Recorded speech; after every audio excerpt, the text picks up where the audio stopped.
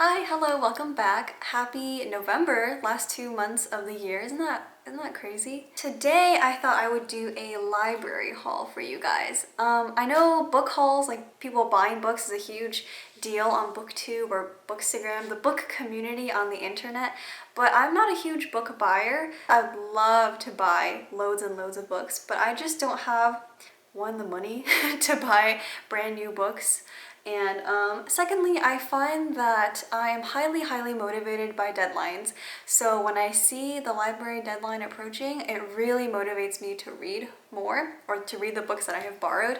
So in the past year and a half, I've been really turning to my library. One, because during COVID, ebooks were a lot easier to access than physical books. And two, obviously it's just cheaper. And I was in college a year and a half ago, so library books are the way to go. So anyways, instead of hoarding physical books that I've bought, I've now begun temporarily hoarding library books. And I think I have, I want to say around 30 books on loan from, I'm a member of two libraries, one where I went to school and then one in my parents' area. So that just gives me too many options and too many available book slots. So I just thought I would go through everything with you guys today.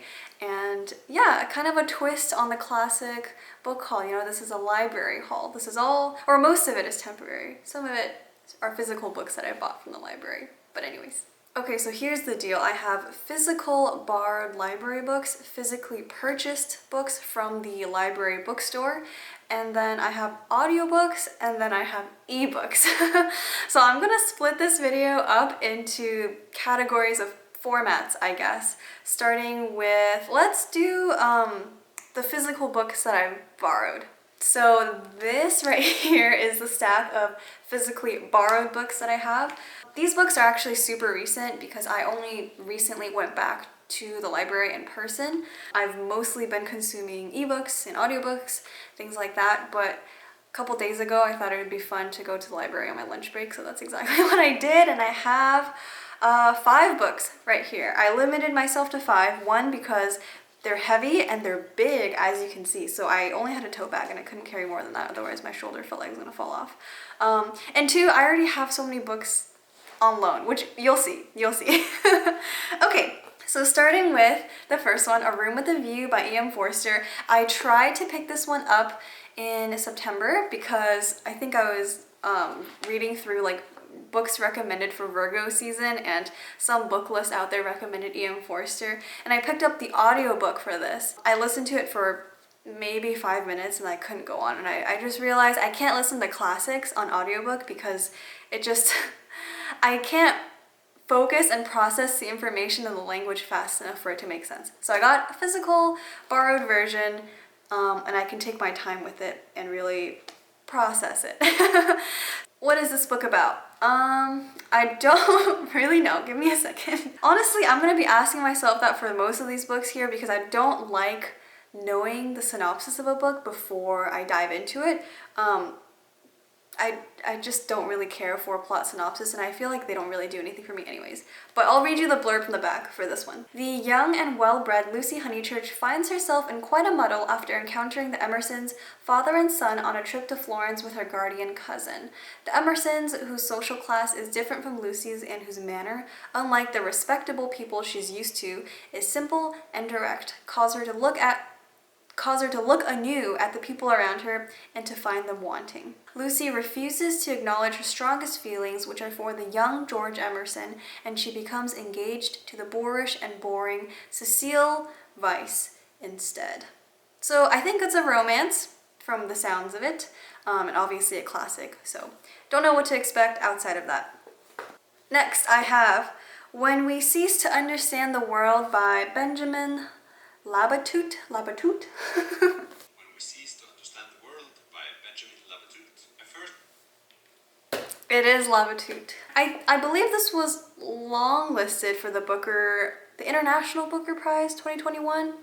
I think I saw that floating around somewhere. And honestly, I can't tell you why I picked this one up. I know it's about science and math, right? So it's a book about the complex ties between scientific and mathematical understanding and personal and historical catastrophe, whatever that means. But this was on I marked it want to read on Goodreads.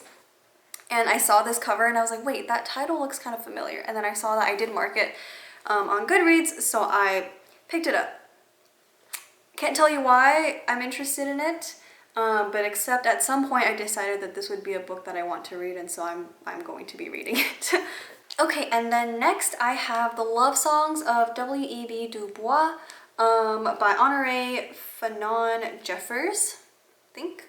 This is a thick book, and I've seen this book everywhere on the internet. I know it obviously just recently came out, like it's brand spanking new, and look, it was on Oprah's Book Club 2021, so like this book has been a huge deal, and she is big. The blurb here in the jacket tells me nothing. What the fuck is this book about? Like the blurb tells me nothing. So let me read you a snippet of a review from Goodreads. This is Raymond's review. Thank you, Raymond. The novel is centered around the character of Ailey Garfield, a young black girl who grows up in a northern city with her two sisters, Lydia and Coco. Her parents, Jeff and Belle, come from two very different worlds. Jeff comes from a northern light-skinned black family who in many cases could pass for white. Belle's family, which the novel is centered around, is a southern, dark-skinned, down-to-earth black family from a town called Chickasetta, Georgia. The novel spans from the pre-slavery era of the 1700s to the late 20th century, covering themes such as racism, colorism, feminism, classism, and intergenerational trauma. So I know this book will be definitely a tougher read, a longer read, obviously because of the length, and possibly a hard, difficult one, maybe emotionally, but I'm really excited. I love big books. Like, big books are, it takes me so long to read them, but I love them. I love seeing them. I love holding them. I love the process of reading them. So I'm super excited about this one. And yeah, thank you to Raymond Williams on Goodreads for that succinct synopsis. Next is another big book, and it's Great Circle by Maggie Shipstead. Sorry about the glare. This obviously is also new. I don't know if you can tell actually, but it says new right here. Also came out this year, and I think this was longlisted or shortlisted for the Booker as well, and maybe a couple of other prizes. This has been around in the awards realm, I think, at least that I know of. And I also have heard really good things about this. This book, I believe, is about a young woman named Marion. Let me check. Marion. And she is obsessed with flying, like flying planes. And I think she eventually does go on to be a pilot, but she goes missing. And the book also follows the perspective of another person, I think is a reporter or a journalist, 100 years later, kind of investigating the circumstances of Marion's disappearance. So that's all I know about it. I could read the blurb and learn more, but honestly, I'm just excited to like read this and figure out what it's actually about. Because blurbs are hit or miss. Like, they're either focusing on the wrong thing sometimes, or they give away a little too much. So that's all I want to know going into it. Yeah, super excited about this one. Okay, the last physical borrowed library book is this one by Elif Shafak. This is The 40 Rules of Love. I freaking love Elif Shafak as an author. She's one of my favorite authors. I've read 2 books by her now. I've read The Architect's Apprentice, which one of my favorite books of all freaking time. I read that in October, and I'll talk about it in my October wrap-up. And the other book that I read was 10 minutes and 34 seconds in This Strange World. I forget what the number is. Maybe it's not even 34. 10 minutes and 38 seconds in This Strange World. I read that either earlier this year or late last year. I can't remember. But that's one of her, I think it's her newest book, possibly, that's been published. Anyways, love that as well. So I'm working through her backlist slowly. So this will be my 3rd book by her. Her previous 2 books have been absolute bangers for me. 10 minutes, 38 seconds wasn't as good as The Architect's Apprentice, in my opinion, but both still super good. Like, I would still recommend both books to different people. And yeah, 48 Rules of Love. I almost hit myself. No clue what this is about, and honestly, I don't really care. I just know that I'll probably enjoy it. I love Elif Shafak's writing style, the way she writes. I really like descriptive and like slow meandering sort of books, and those are the types of things that she writes. They're usually very character driven, very, very character driven. Arguably no plot or very, very little plot, but those are the kind of books that I really gravitate towards. So I'm hoping that that will be what this book is about. For your sake, I'll read a little bit of the blurb here on the dust jacket, just so you can see what this book is about. In this lyrical, imaginative, new novel, I guess new for the time, acclaimed author Elif Shafak unfolds two parallel narratives, one contemporary, and the contemporary one seems to be about an American housewife named Ella Rubinstein, who's 40 years old, unhappily married, and she takes a job as a reader for a literary agent, and there she stumbles upon a work of fiction called Sweet Blasphemy, which is written by a man called Aziz Zahara. So that's one narrative. The other narrative is set in the 13th century when the Sufi poet and mystic Rumi encountered his spiritual mentor, the infamous wandering dervish known as Shams of Tabriz. I'm sorry, I don't know how to say that. Both stories or both narratives together incarnate Rumi's timeless message of love.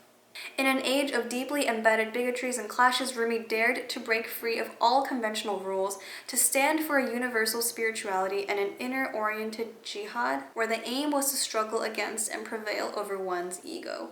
Not everyone welcomed these ideas, however, and the powerful spiritual bond between Rumi and Shams, his spiritual mentor, became the target of rumor, slander, and attack. Again, another parallel narrative similar to Great Circle. That's cool, I didn't expect that at all, but this sounds really good. And again, I'm just confident that I'll love this. I have really high expectations going into it, I guess, and maybe that'll come back to bite me in the ass, but I hope not. I really hope not. So those are all the physical books that I borrowed at the library. Next, I thought I would go through the books that I've recently purchased from the library bookstore. I mean, that kind of counts, right? Like, it's still a library haul. I did buy these from the library. And I have another 5 books here. And in total, this was $5. Isn't that crazy? Like, this is $5 for 5 books. And they're not each $1. Some of them are 50 cents. Some of it is a little bit more expensive, but $5 is a really good deal in my opinion for 5 whole books. Okay, first up we have Little Bee by Chris Cleave. I couldn't figure out for a second if this was like a word like between little and bee, but I don't think so. It's just called Little Bee. This book is the story of 2 women. Their lives collide one fateful day and one of them has to make a terrible choice. The kind of choice we hope you never have to face. 2 years later, they meet again and the story starts here. That's all it says in the back. That's all I'm gonna look up about this. This book I also added to my Goodreads want to read list a little while ago. I can't remember where I saw it or why I added it, but it was there and I recognized the cover immediately, and obviously I don't know that much about it. That's all the back kind of said to what I read out to you. So I'm going into a blind, the way I love going into books. But isn't this cover so pretty? Orange is actually one of my least favorite colors, but I just love the contrast. Anyways. Next is Year of Wonders by Geraldine Brooks. I know Geraldine Brooks is a pretty popular, or at least famous, well-known author, but I've never read anything that she's written. And this book was actually I was holding it as an ebook for the longest time. And I don't think, it seems like it's one of those books written in a very classic style, classic as in like classic novels. And so again, I don't really do too well with audiobooks, and I don't really do too well with ebooks in those versions. So I thought I would get a physical copy, and I saw the sliver of the woman's face on the side and I was like, I know what that is. I've been staring at her face on my phone through the Libby app for a while, so I thought I would get it. And this was 50 cents, so yeah. Next up, I have The Inheritance of Loss by Kiran Desai. This book I picked up purely because it has the Man Booker Prize sticker on it. I actually don't really tend to like the books that win the Man Booker Prize because they're too, like literary, like elite elite literary fiction. Like, they give me that vibe most of the time. But I do love me an award winner. I don't know, I'm just... Marketing people and publishing freaking love me. Like, if you slap an award sticker on this, or like nominated for blah blah blah award sticker on a book, like, chances are I'll pick it up. There's a part of me that just loves that kind of stuff. I don't know, this book was 50 cents. I just bought it. Worst case, I don't like it and I just donate it, right? And I lose 50 cents. That's not a big deal. Blurb on the back says, in a crumbling, isolated house at the foot of Mount Kanchenjunga in the Himalayas lives an embittered judge who wants only to retire in peace when his orphan granddaughter Sai arrives on his doorstep. The judge's cook watches over her distractedly, for his thoughts are often on his son, Biju, who is hopscotching from one gritty New York restaurant to another. This brilliant novel is a story of joy and despair. Cool. Another family sort of saga-ish type thing, and I freaking love those. So there we go. Next, Silence by Shusaku Endo. This book I added to my Goodreads TBR like last year, a year ago. I don't remember why, but I do remember that it was on my TBR. So once again, I trust my past self, my previous judgment, and I grabbed it when I saw this. I have no idea what it's about. I think this is a pretty dark book. There's nothing on the back, it's just reviews on the back, and there's no like blurb inside. So I'm going into it fully blind. I could always look it up on Goodreads, but don't really want to. And then next is the only hardcover book that I bought, and it's Hamnet. And I got this for $3. Can you believe that? I saw this and I was like, ooh, this is gonna be like $10 or something, because everyone's still kind of talking about it, or it's really popular. Nope, $3. So I couldn't really say no to that. And as you can see, I already have my bookmark in here. I'm like 30-ish%, almost halfway.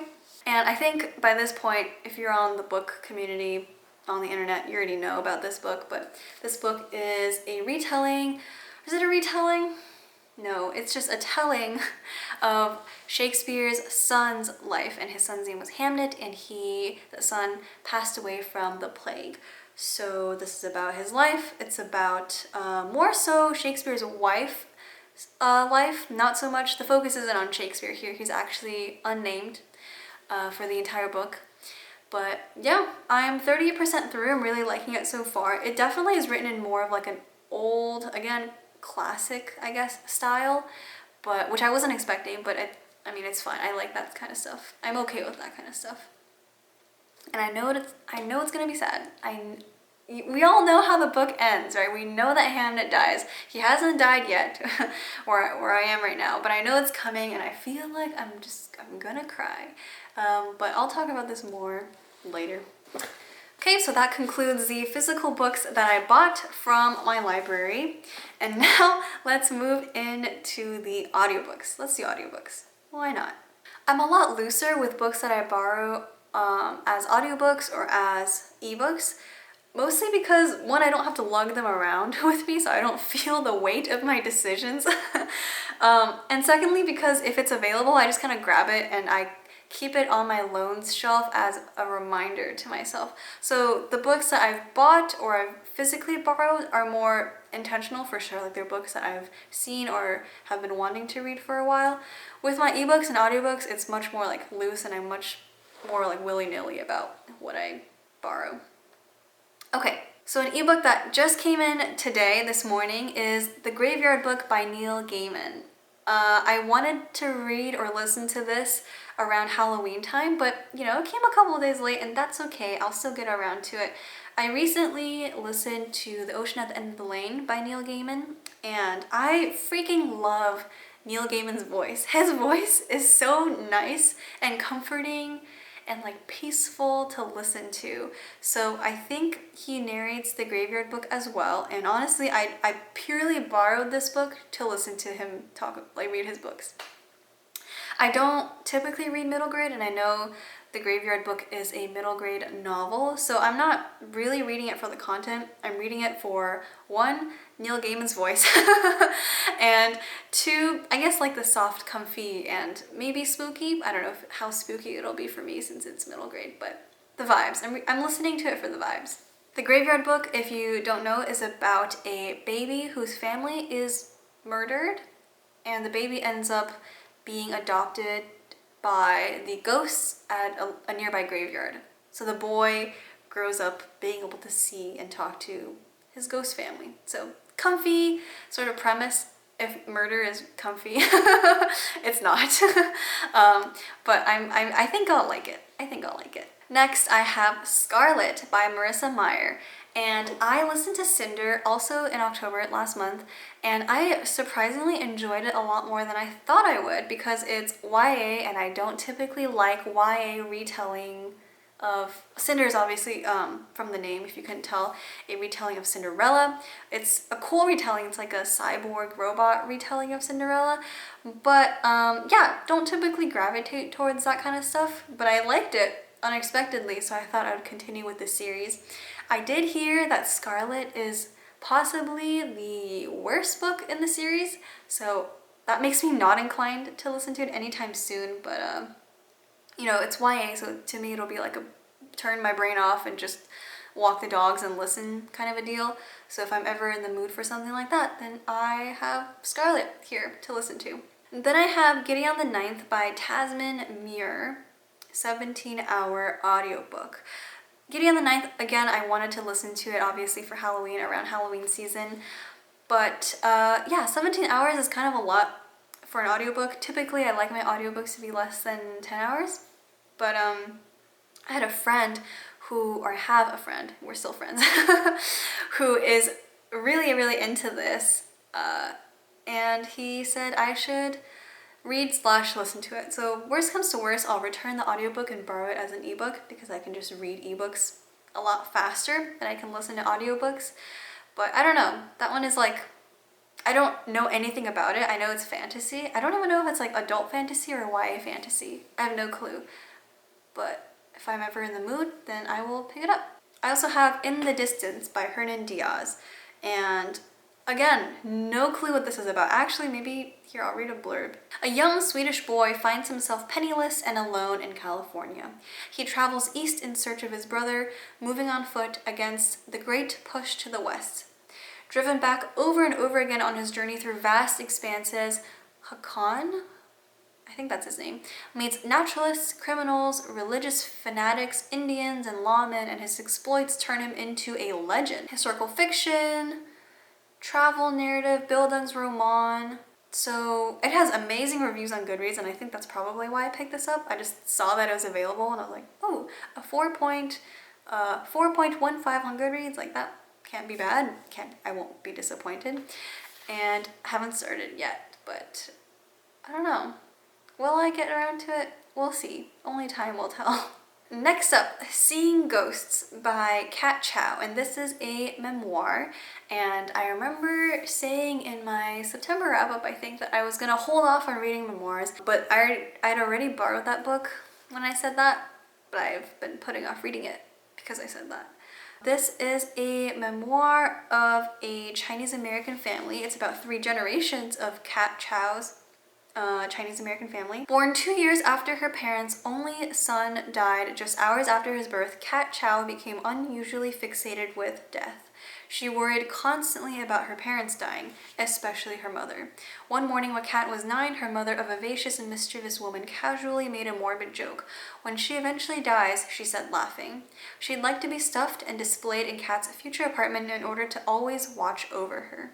4 years later, when her mother dies unexpectedly from cancer, Kat, her 2 older sisters, and her father are plunged into a debilitating, lonely grief. So obviously a very sad, depressing book, and it's a memoir, and I feel like from what I've learned from reading The Magical Language of Others and Crying in H Mart, a lot of times grief and stuff in memoirs is usually a way for the author themselves to kind of come to terms with whatever complicated, grief is a very complicated emotional process, but it's a way for the author to come to terms with that.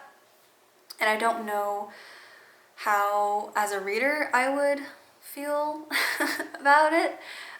So I'm putting it off. Maybe one of these days I'll get to it, but probably not anytime soon. I think I'll just let my loan for this lapse. Okay, I also have Things We Lost to the Water by Eric Nguyen. This is about an immigrant Vietnamese family who settles in New Orleans and struggles to remain connected to one another as their lives are inextricably reshaped.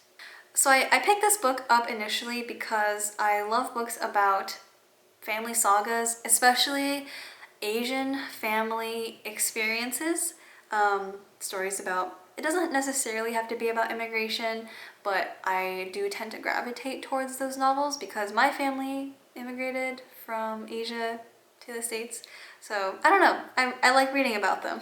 I don't know why for some reason I haven't, like, I'm almost at the end of my loan for that book, but I still haven't picked it up.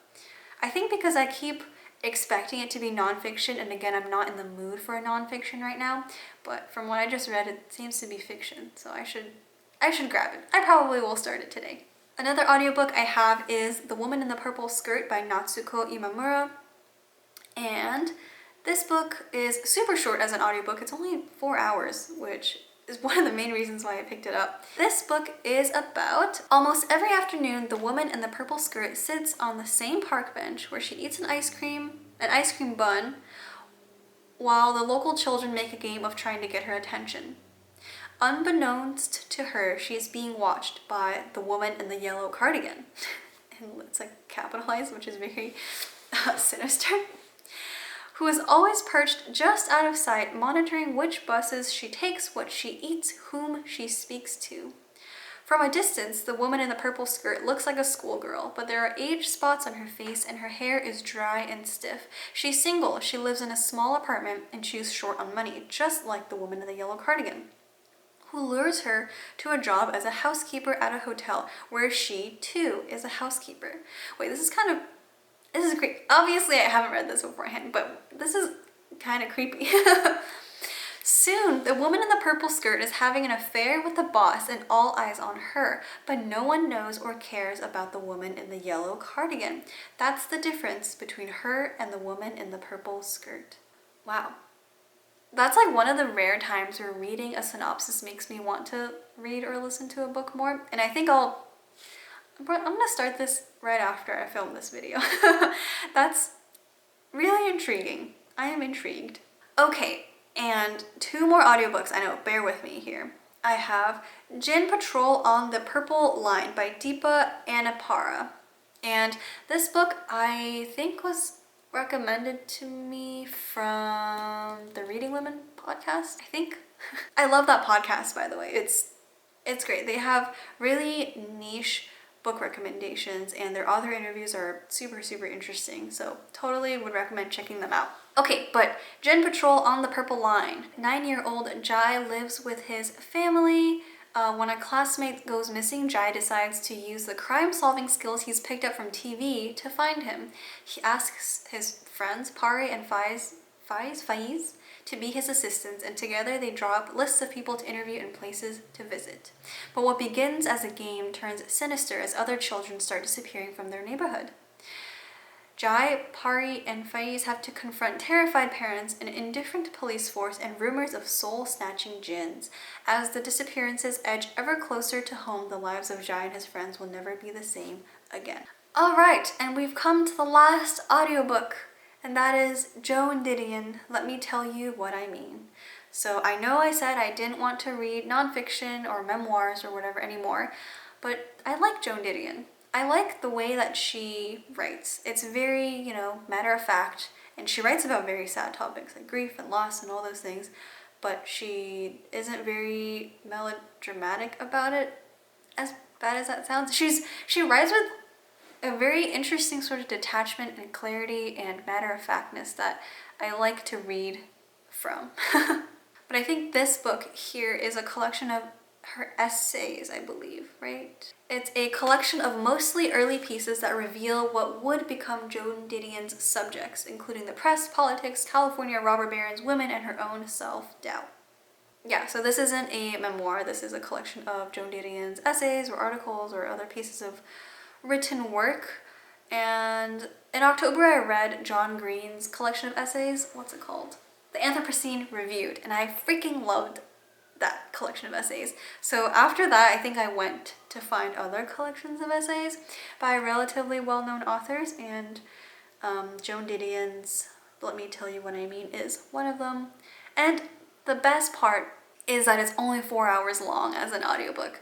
I listen to all my audiobooks at 2 times speed, at least, sometimes faster if I can understand the words being spoken. So that means I'll finish it in 2 hours, and that's nothing. 2 hours is nothing. So yeah, I'm super excited about that one. Now let's dive into the ebooks that I have on loan at my libraries. Starting with The Border by Erica Fatland. So this book is really cool because it's a nonfiction, and it's about, here, let me just read it to you. The Border is a book about Russia without its author ever entering Russia itself. Fatland gets to the heart of what it has meant to be the neighbor of that mighty expanding empire throughout history. Whether it's North Korea in the Far East through the former Soviet republics in Asia, or countries on the Caspian Ocean and the Black Sea, what would it be like to traverse the entirety of the Russian periphery to examine its effects on those closest to her? So it's a travel book, kind of, about Russia. So I think that's, I don't know, I thought that was really interesting, and I don't read a lot of nonfiction outside of memoirs, but this one really caught my eye. So there we go, The Border. I also have Clara and the Sun by Kazuo Ishiguro, borrowed, and I mean, I'm sure you've heard of that book as well, Clara and the Sun. It's been widely discussed this year, I think the majority of this year, and it was longlisted for the Booker and on a bunch of other famous lists, like it says here, on President Obama's summer 2021 reading list. So there you go. This is about, if you don't know already, Clara, an artificial friend who watches carefully the behavior of people, and then it goes ... I don't know why I can't continue reading the synopsis on here. But anyways, it's about an AI, and I think she is placed into a home with a child who is ill, chronically ill, or terminally ill. I can't remember which one it was. I was initially super excited for this book, but then, throughout the year, people have been reviewing it, reading it, rating it, all those things, and I think the majority consensus is that it's okay. Like, it fell flat a little bit below people's expectations, and that really turns me off of it. So I might just, let that one go and read something else by Kazuo Ishiguro first. Maybe I do have on Audible the Nocturnes by him. So I might start there. But yeah, Clara and the Sun, I don't know. I don't know how I feel about it. Might let it go. Next, I have Abundance by Jacob Guanzin. But Abundance was longlisted for the National Book Award?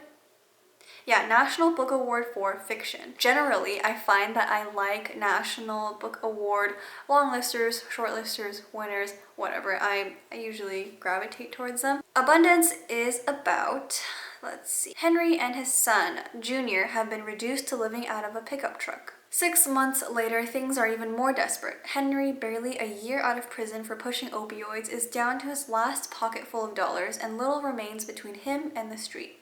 But hope is on the horizon. Today is Junior's birthday, and Henry has a job interview tomorrow. To celebrate, Henry treats Junior to dinner at McDonald's, followed by a night in a real bed at a discount motel. For a moment, as Junior watches TV and Henry practices for his interview in the bathtub, all seems well. But after Henry has a disastrous altercation in the parking lot and Junior succumbs to a fever, father and son are sent into the night, struggling to hold things together and make it through tomorrow. This was my first time reading the synopsis, and that really reminds me of, and I know it's not exactly identical, but it reminds me of, what is that movie with Will Smith and his son called? Something Happiness. The Pursuit of Happiness. That's what it reminds me of. Sorry if you could hear my dogs barking earlier. Next, I have Girl Made of Stars by Ashley Herring Blake, and this is either middle grade or YA. I'm not exactly sure. I think it might be middle grade. And I don't know where or how I heard about this. Probably from a booktuber, but I don't remember where. Sorry. An emotionally gripping story about facing hard truths in the aftermath of sexual assault.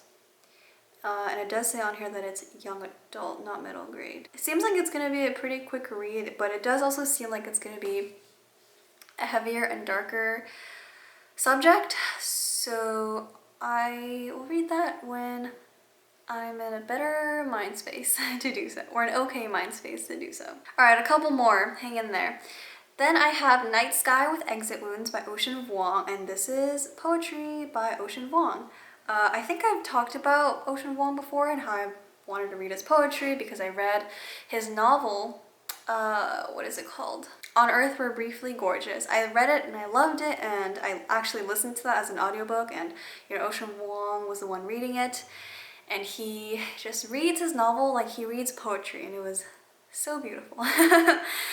But I saw that his book of poetry was available as an ebook, but honestly I might just bite the bullet and buy this collection as a physical book, because I know I've listened to Ocean Vuong read or do poetry readings from this collection before, and I'm obsessed. First of all, I wish there was like an audiobook for poetry, like just poetry reading audiobook. Is that a thing? I should look that up. Like, do people do audiobooks for poetry? They should, if they don't. I'm sure it's a thing. But I have not been able to find an audiobook of Night Sky with Exit Wounds, so I think maybe at this point I will just buy it. Yeah. I do end up buying books that I have been wanting for a long time, or books that I know are my absolute favorites and I'll reread someday. For example, A Place for Us, which my physical book came in just yesterday, and I read that last June, June 2020, and I couldn't get it out of my brain, and it's been over a year. It's almost like it's been a year and a half, almost a year and a half, and I'm still thinking about that book and how I want to reread it, so I finally bought it. So I might do the same with this collection of poetry.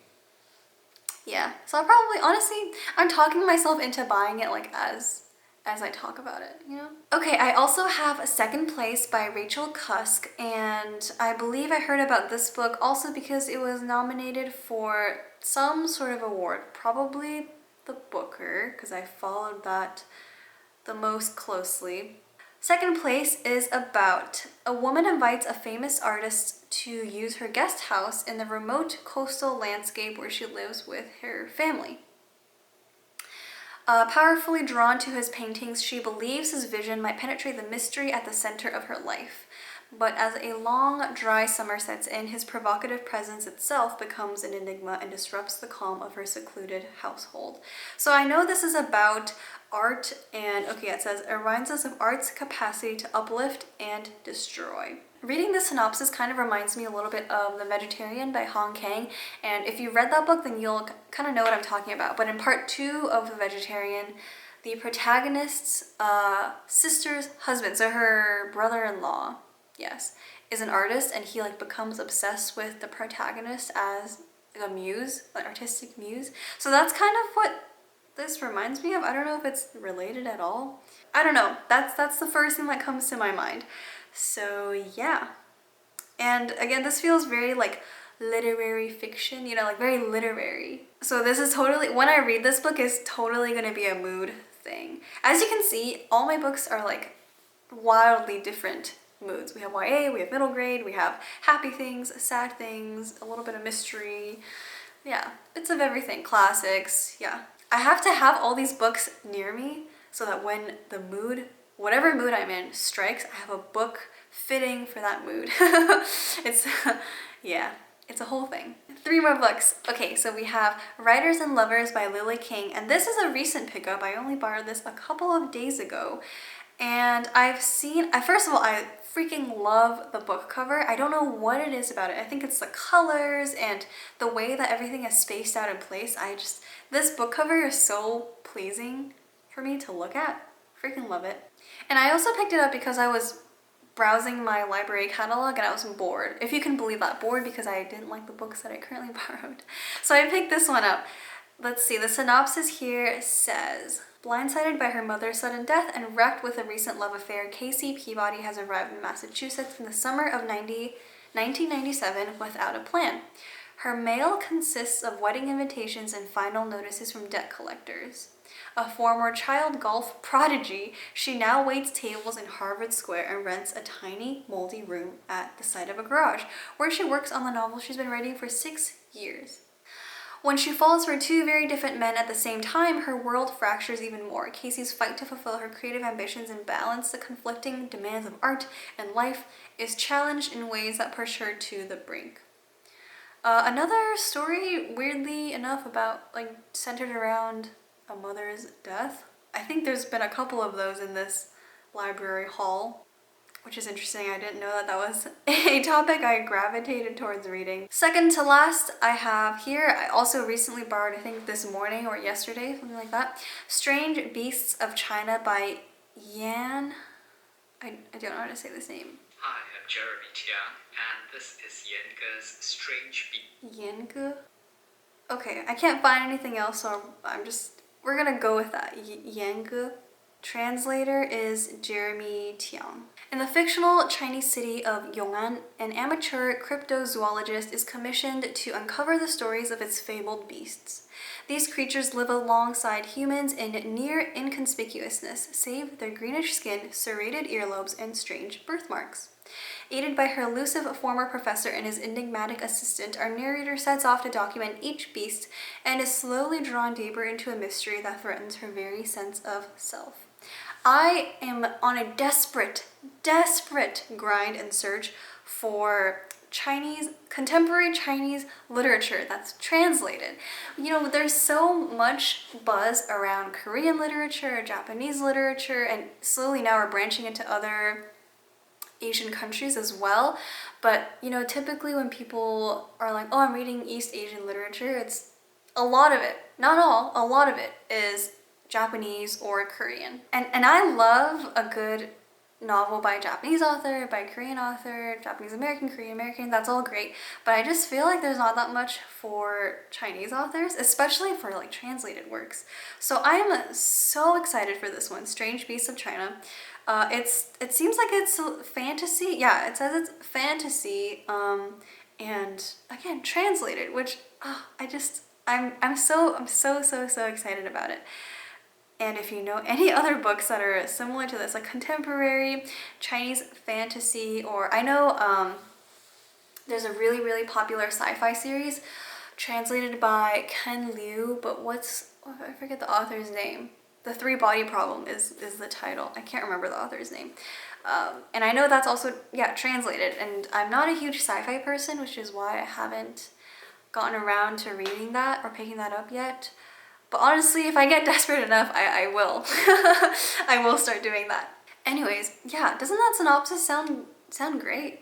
And I don't know if any of you guys have played the video game Disco Elysium, but there's a cryptozoologist, is that what it's called? Yeah, cryptozoologist mentioned in there as well. So when I saw that one, I was like, oh my gosh, I actually kind of know what that is. Yeah. The last book I have on loan at my library is On a Sunbeam by Tilly Walden. This is a young adult graphic novel, and it's about, two girls meet in boarding school and fall deeply in love only to learn the pain of loss. With interwoven timelines and stunning art, award-winning graphic novelist Tilly Walden creates an inventive world, breathtaking romance, and an epic quest for love. Doesn't that sound so good? It sounds like something super comfy and cozy to read on a cold morning or like a chilly afternoon. And it's also about two timelines, so that's not the first book I have talked about today with two timelines. Alright, so that concludes my, I was gonna say little, but it's not a little library haul. It's, I think, a very decently sized library haul. I hope this was enjoyable. I hope that I talked about some books that you maybe haven't heard about on the internet before, and that, you know, your interest was piqued, and you'll check them out. And yeah, if you have any recommendations for me, please let me know. I'm always looking for new things to read, new things to add to my Goodreads, new things to borrow from the library. Not that I need more, but you know, it doesn't hurt. I hope this was also a good reminder to, you know, support your local library. Yes, it's definitely important to support your favorite authors and local bookstores, but you know, don't forget to give your library some love as well.